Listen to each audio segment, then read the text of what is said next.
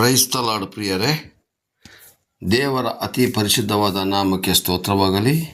ಯೇಸು ಕ್ರಿಸ್ತನ ಅಭಿಷೇಕ ಉಳ್ಳ ನಾಮದಲ್ಲಿ ಪವಿತ್ರ ಆತ್ಮರ ಸಹಾಯದಿಂದ ಇವತ್ತು ನಾವು ತಿಳಿಯಬೇಕಾದಂಥ ಅಂಶ ಏನು ಅಂತಂದರೆ, ಮೊನ್ನೆ ತಾನೇ ನಿಮಗೆ ತಿಳಿಸಿದ್ದೆ ಭಾಗ 1 ಮಾಡಿ, ಯೇಸು ಕ್ರಿಸ್ತನು ದೇವರೋ ಅಥವಾ ಮನುಷ್ಯನೋ ಅಂತೇಳಿ.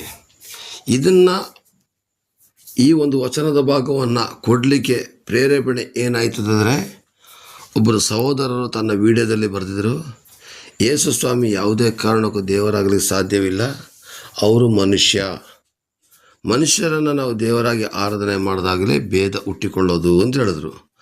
ಆದರೆ ಬೈಬಲ್ನಲ್ಲಿ ಎಷ್ಟೋ ಕಡೆಗಳಲ್ಲಿ ಯೇಸು ಸ್ವಾಮಿ ದೇವರು ಅಂತ ಹೇಳೋದಕ್ಕೆ ನಿದರ್ಶನ ಇದೆ. ಯಾರೂ ಕೂಡ ಕನ್ಫ್ಯೂಸ್ ಆಗಬಾರ್ದು.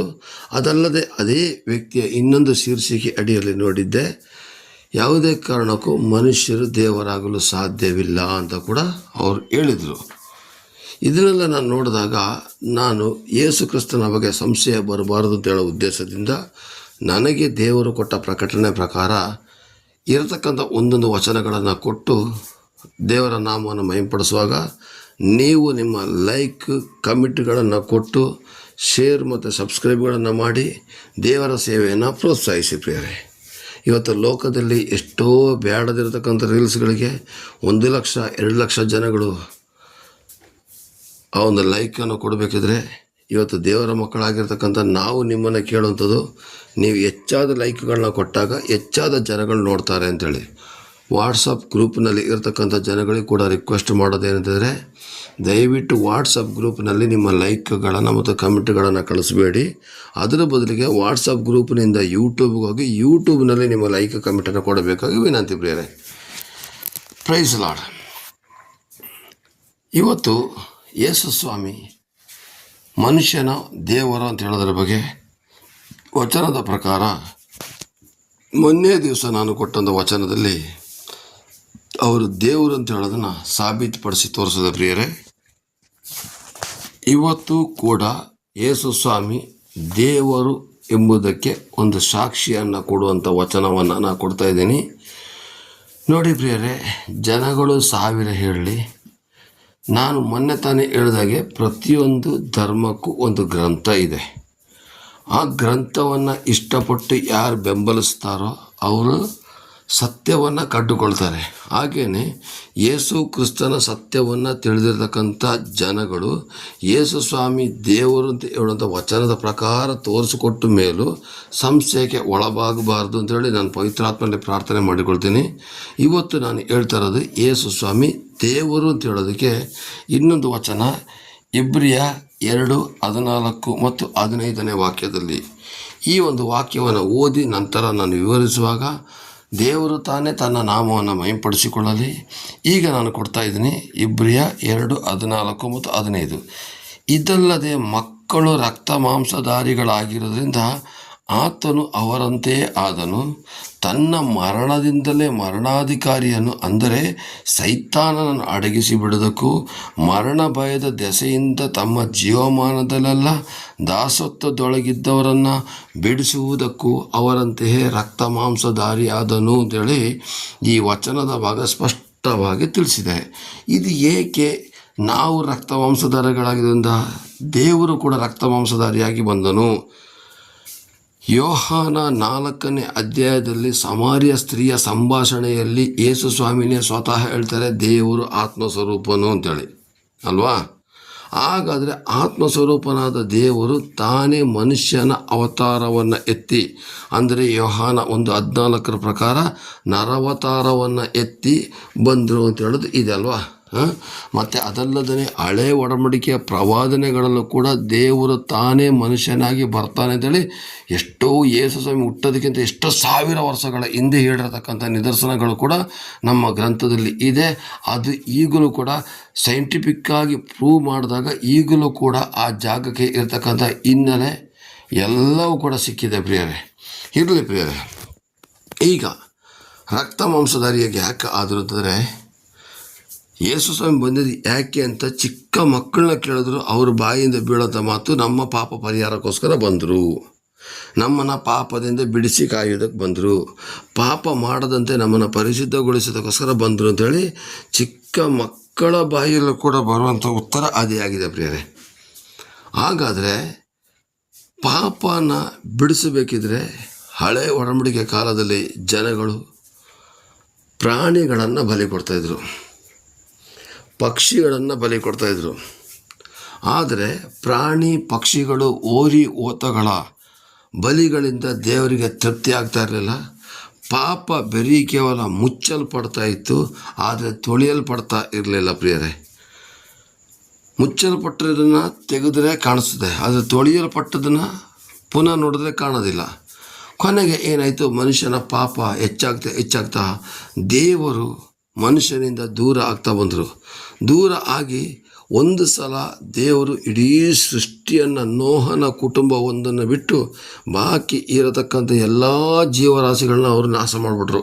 ಯಾಕೆಂದರೆ ಯಾವ ಥರದಲ್ಲೂ ಕೂಡ ದಾರಿಗೆ ಬರದೇ ಇರತಕ್ಕಂಥ ಕಾರಣಕ್ಕೋಸ್ಕರ ಅವರು ಏನು ಮಾಡಿದ್ರು, ಅವರು ನಾಶ ಮಾಡಿ ನೋಹನ ಕುಟುಂಬದ ಮೂಲಕ ಪುನಃ ನೀತಿವಂತಿಕೆ ಸ್ಥಾಪಿಸಲಿಕ್ಕೆ ಪ್ರಯತ್ನ ಪಟ್ಟರೆ ಪುನಃ ಇವರು ಕೆಟ್ಟು ಹಾಳಾಗಿ ದೇವರಿಂದ ದೂರ ಆದಾಗ ಈ ಹಳೆ ಒಡಂಬಡಿಕೆ ಮತ್ತು ಹೊಸ ಒಡಂಬಡಿಕೆ ಮಧ್ಯಭಾಗದಲ್ಲಿ ಖಾಲಿ ಪೇಜ್ ಇದೆ ಅಲ್ವಾ, ಅದು 400 ವರ್ಷಗಳ ನಿಶಬ್ದ ವರ್ಷವನ್ನು ತೋರಿಸ್ತದೆ. ದೇವರು ಮನುಷ್ಯನ ಜೊತೆಗೆ ಸಂಬಂಧನೇ ಬಿಟ್ಬಿಟ್ರು ಪ್ರಿಯರೇ. ಆವಾಗ ಕೊಲೆಗಳು ಪಾಪಗಳು ಎಲ್ಲೋ ಸ್ಟಾರ್ಟ್ ಆಯಿತು. ಏನು ಕೊಲೆ, ಪಾಪ, ಮೋಸ, ವ್ಯಭಿಚಾರ, ದುಷ್ಟತನಗಳು ಜಾಸ್ತಿ ಆಗ್ತಾ ಏನಾಯಿತು, ದೇವರಿಂದ ಇನ್ನೂ ದೂರ ಆದಾಗ ಮನುಕುಲ ನಾಶವಾಗುವಂಥ ಪರಿಸ್ಥಿತಿ ಬಂದಾಗ ದೇವರು ಹಳೆ ಒಡಂಬಡಿಕೆಯಲ್ಲಿ ಪ್ರವಾದಿಗಳ ಮಾತು ಹೇಳಿದ ಪ್ರಕಾರ ನೆರವೇರೋದಕ್ಕೋಸ್ಕರ ತನ್ನ ಬಾಯಿಯ ಮಾತಿಗೆ ಜೀವವನ್ನು ಕೊಟ್ಟು ಮನುಷ್ಯನ ರೂಪವನ್ನು ತಾಳಿ ಕಳಿಸಿದ್ರು. ಯಾಕೆ ಮನುಷ್ಯನ ರೂಪವನ್ನು ತಾಳಿ ಕಳಿಸಿದ್ರು ಅಂತಂದರೆ, ದಯವಿಟ್ಟು ಇದನ್ನು ಅರ್ಥ ಮಾಡ್ಕೊಳ್ಳಿ. ಪ್ರಾಣಿಗಳನ್ನು ಪಕ್ಷಿಗಳನ್ನು ಬಲಿ ಕೊಡ್ತಾಯಿದ್ರು. ಯಾವುದೋ ಒಬ್ಬ ಮನುಷ್ಯ ಮಾಡಿರೋಂಥ ಪಾಪಕ್ಕೆ ಯಾವುದೋ ಪ್ರಾಣಿ ಯಾವುದೋ ಪಕ್ಷಿ ಸತ್ತರೆ ಪರಿಹಾರ ಅಲ್ಲ. ಪಾಪ ಆ ಪ್ರಾಣಿ ಗೊತ್ತೇ ಇಲ್ಲ ನಾನು ಯಾಕೆ ಸಾಯ್ತಾಯಿದ್ದೀನಿ ಅಂತೇಳಿ. ಅದಕ್ಕೆ ದೇವ್ರು ಏನು ಮಾಡಿದ್ರು, ಮನುಷ್ಯ ಮಾಡಿರೋ ಪಾಪಕ್ಕೆ ಮನುಷ್ಯನೇ ಬಲಿಯಾಗಬೇಕು ಅಂತೇಳಿ ಲೋಕದಲ್ಲಿ ನೋಡಿದಾಗ ನೀತಿವಂತರು ಒಬ್ಬರು ಸಿಗಲಿಲ್ಲ. ಮನುಷ್ಯ ಮಾಡಿರೋ ಪಾಪಕ್ಕೆ ಮನುಷ್ಯನೇ ಬಲಿಯಾಗಬೇಕು ಅಂತ ಹೇಳಿದಾಗ ಒಂದು ಪಾಪ ಪರಿಹಾರ ಆಗಬೇಕಾದ್ರೆ ಪಾಪ ಇಲ್ಲದಂಥ ವ್ಯಕ್ತಿ ಬೇಕು ಬಲಿಗೆ.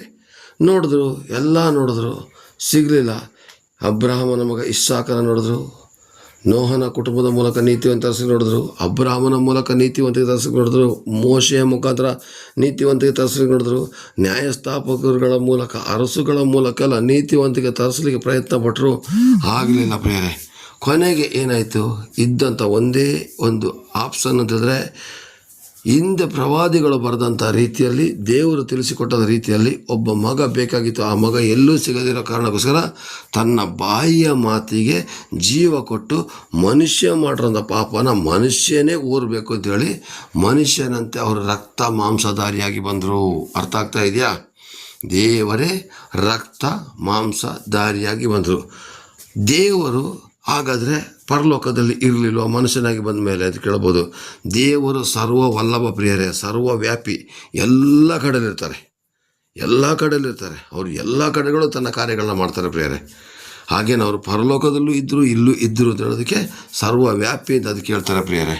ಆಯಿತು, ಇವರು ಏನಕ್ಕೆ ಬಂದಿರ್ತಾರೆ, ಮರಣ ಭಯದ ಈಗ ಅಲ್ಲಿ ಇದಲ್ಲದೆ ಮಕ್ಕಳು ರಕ್ತ ಮಾಂಸಧಾರಿಗಳಾಗಿರೋದ್ರಿಂದ ಆತನು ಅವರಂತೆಯೇ ಆದನು. ಹಾಗಾದರೆ ರಕ್ತ ಮಾಂಸಧಾರಿಗಳಾಗಿದ್ದ ಮನುಷ್ಯ ಮಾಡಿರೋಂಥ ಪಾಪನ ಪರಿಹಾರ ಮಾಡಬೇಕಾದ್ರೆ ರಕ್ತ ಮಾಂಸಧಾರಿ ಆದಂಥ ಒಬ್ಬ ಮನುಷ್ಯ ಬೇಕಾಗಿತ್ತು.